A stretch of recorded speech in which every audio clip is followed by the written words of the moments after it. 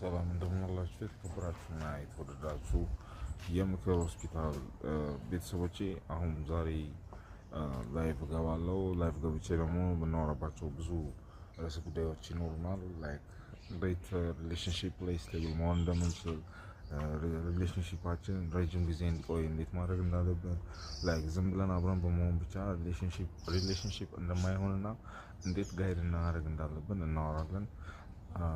ስለዚህ ዛሬ ማታ ጠብቁኝ ማለት ነው። እወዳችኋለሁ። ፒስ አውት። ላይክ ሼር ኤንድ ፎሎ ማድረግ እንዳይረሳ። አመሰግናለሁ።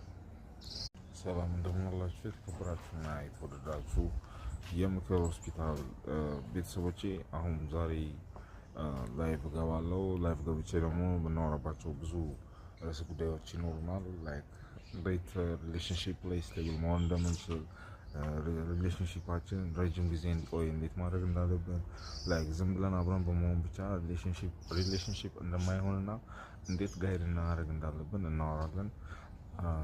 ስለዚህ ዛሬ ማታ ጠብቁኝ ማለት ነው። እወዳችኋለሁ። ፒስ አውት። ላይክ ሼር ኤንድ ፎሎ ማድረግ እንዳይረሳ። አመሰግናለሁ።